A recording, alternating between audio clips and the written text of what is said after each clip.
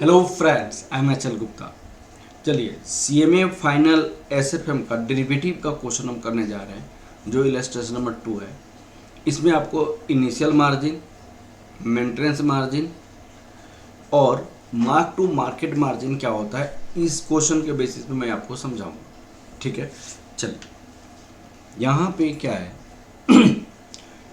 On June 15 जून को mister x establishes a long position of 200 share of Tata Steel on July 1st on future price this। यहाँ पे 2 point दिया हुआ है।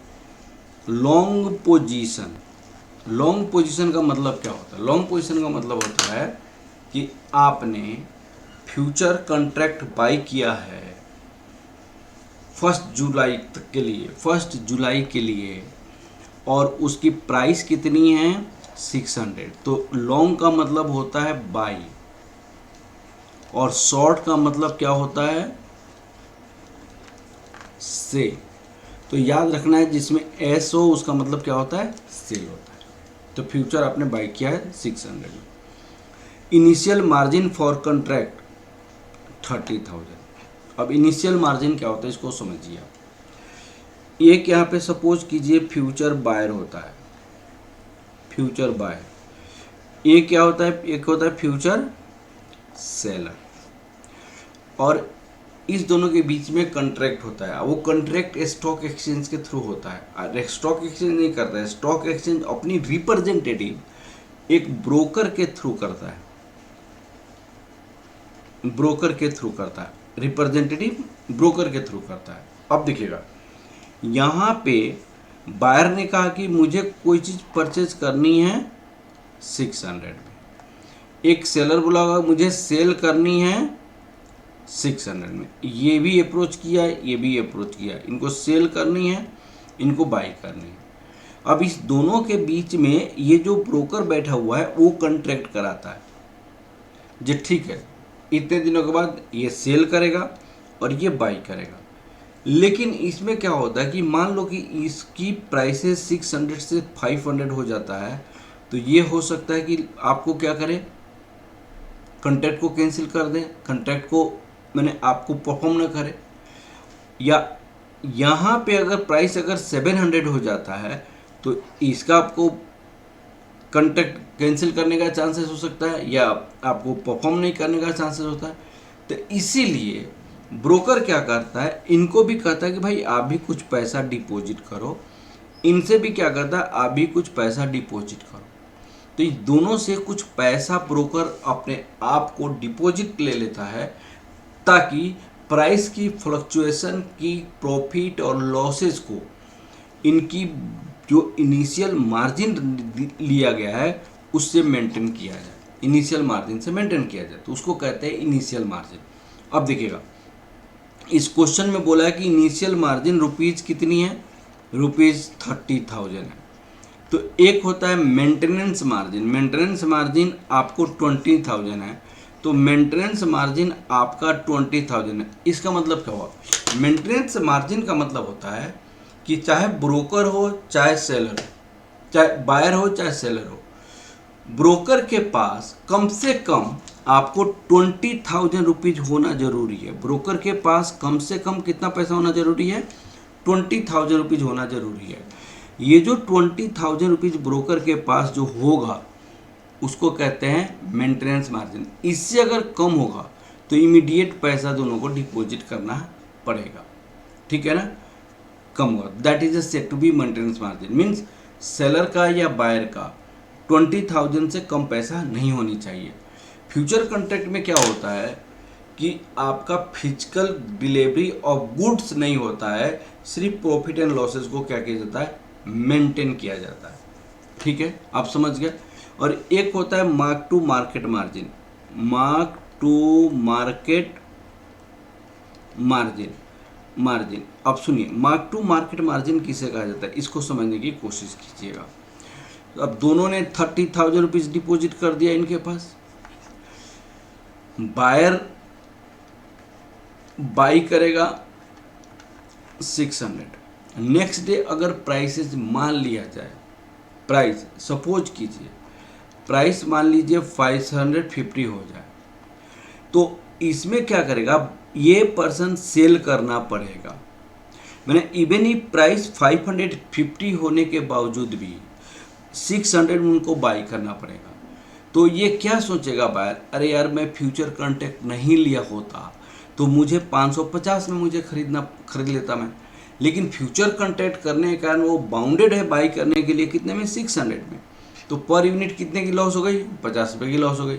और एक कॉन्ट्रैक्ट में कितनी यूनिट है, कितने शेयर है, 200 शेयर है, तो आपको 200, तो यहाँ पे 10,000 का क्या हो गया, आपको लॉस हो गया। तो ये जो इनिशियल मार्जिन 30,000 है, इनिशियल मार्जिन 30,000 से 10,000 उनको माइनस कर दिया जाता है, तो अब मार्जिन क्या हो गया, 2,000 हो गया। अब देखिएगा, अब बायर बाई करेगा, बायर बाई, अब 550 में बाई किया उसने, नेक्स्ट डे फिर प्राइसेज, नेक्स्ट डे प्राइस हो गया, प्राइस आपको 575 रुपया हो गया, 575, तो ये इस पे सेल करेगा, तो सेल करेगा तो 25 की प्रॉफिट, तो 200 है तो 5,000 की प्रॉफिट हो गई। अब आपको 20,000 जो उनकी मार्जिन में था, अब 5,000 ऐड करके हम क्या करेंगे, उनकी अकाउंट में कितना पैसा रख देंगे, 25,000 अकाउंट बैलेंस हम दिखाएंगे। ठीक है, तो margin account balance after adjusting gain और लॉस, तो उसको कहते हैं इनिशियल मार्जिन। ठीक है ना। कभी कभी होता क्या है कि अकाउंट बैलेंस तो मार्जिन के बराबर होता है, हम आपको विथड्रॉल करते हैं, जैसे एक्सेस पैसा हुआ तो फ्यूचर कॉन्ट्रैक्ट बायर को या सेलर को हम विथड्रॉ करने की प्रोविजन देते हैं कि पैसा एक्सेस हुआ इनिशियल मार्जिन से तो पैसा वो निकाल सकता है, या शॉर्टेज होता है तो उसको कंट्रीब्यूशन देना पड़ता है, कुछ पैसा एक्स्ट्रा उसको डिपॉजिट करना पड़ता है। ये सारी चीज़ें आपको क्वेश्चन की सॉल्यूशन में मैं आपको एक एक करके मेंशन करता हूँ। ठीक है ना। तो इसकी फॉर्मेट कैसे होता है, इसकी फॉर्मेट होता है, आपको सबसे पहले क्या लिखा जाता है, डेट लिखा जाता है, डेट के बाद क्या लिखा जाता है, settlement price, settlement price, settlement price, इसके बाद गेन और लॉस, लॉस।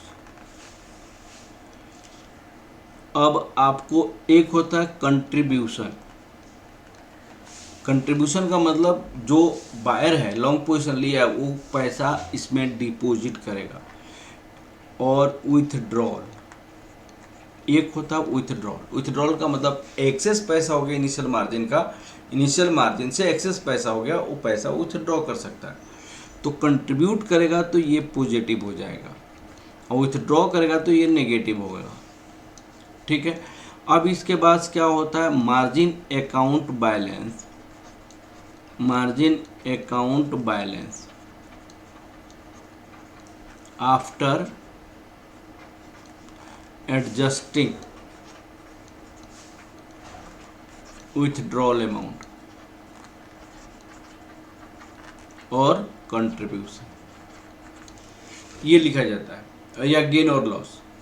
तो इसमें आपको 15 जून था, फिर आपको 16 जून हो गया,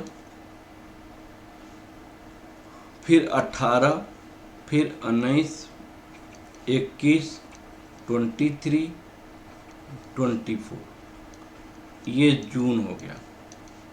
अब इसकी प्राइसेस क्या क्या है, 15 जून को 600 था, उनकी इनिशियल मार्जिन 30,000 रुपीज़ था। ठीक है, यहाँ तक समझ आ गया। 16 जून की प्राइसेस 550 रुपया हो गया, 550 रुपया। 550 का मतलब क्या होता है, प्लीज़ इसको समझने की कोशिश कीजिएगा। उन्होंने बाई किया था, 600, उन्होंने बाई किस पे किया था, 600 में बाई किया था। मार्केट में सेटलमेंट प्राइस 550 है, 16 जून को उसकी प्राइसेस 550 हो गया, तो फ्यूचर कॉन्ट्रैक्ट 600 में बाई किया था, 550 होने के बावजूद भी उनको 600 में परचेज करना पड़ेगा। तो ऐसे क्या हो जाएगा, यहाँ पे 550 माइनस 600, मैंने 50 रुपये की लॉस हो गई, तो इंटू 200, एक में नहीं 200 शेयर में, क्योंकि एक कॉन्ट्रैक्ट में 200 शेयर है, तो यहाँ पे -10,000 हो जाएगा। अब इनकी बैलेंस कितनी हो जाएगी, -10,000। अब यहाँ पे मार्जिन अकाउंट बैलेंस कितना हो गया, 20,000 रुपीज़ हो जाएगा, 20,000 रुपीज़ हो जाएगा। ठीक है, अब प्राइसेज आपको 550 में बाई किया, 550 में अब सेटलमेंट प्राइस हो गया 550। अब 550 में 650 हो गई, यहाँ पे 650 हो गया। कहने का मतलब हो गया कि even if market price 650, even if market price is 650, buyer has right to buy 550. तो 650 buyer has right to buy 550. In this case, what will be the difference? तो 650 minus 550 आपको गेन कितना हो गया, 20,000 रुपीज हो गया।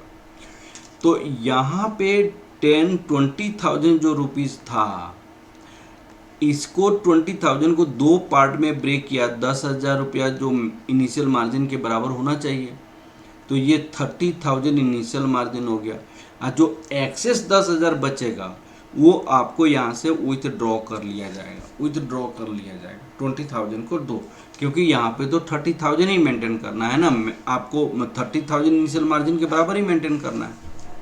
ठीक है ना। अब आप देखिए, थोड़ा सा अब आगे बढ़िए। नाउ व्हाट कैन यू से, इन 19 it is the price 600, it is a 550, 650, 600, it is a 600. Now even if market price is 600, buyer have to buy 650. Even if market price is 600, buyer have to buy 650. Now here 600 minus 650, this is 200, the 10,000 here. It should be contribute of 10,000, this is the plus 10,000, here it will be 30,000 only. Okay, now the next price is 605. Now the price is 605. What is the loss? Even if market price is 605, buyer has a right to buy at 600 due to the future contract. So how much is gain? This 600, this is a 200, this is a 1,000 gain. So this gain is withdraw, and here maintenance margin, this is the margin will be 30,000. Now 590. Even if market price 590, buyer will have to buy 605. How much is the loss? 590 minus 605 into 200. This is 15. 3,000 minus 3,000. This 3,000 should be the contribution done by the future buyer, and this is 30,000. Contribution means when future buyer will deposit to the broker, then it is said to be contribution. When future buyer will withdraw from the broker, then it is said to be withdraw minus. Now 580,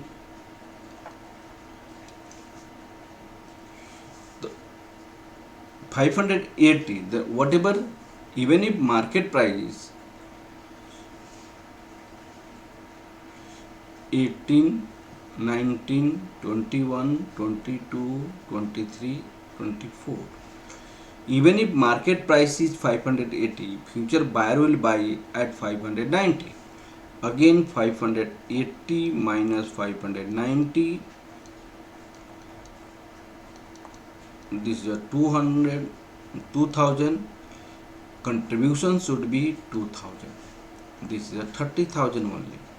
30,000. Okay, like prices is 25, 620, तो 620 minus 580 into 200. This is 4,000. Now the profit is of 4,000. The withdrawal is of 4,000. Here is settlement price is 30,000. This is the mark to market margin, initial margin, maintenance margin. It is done in a future contract. The solution of your book is given here. Look at it. Okay.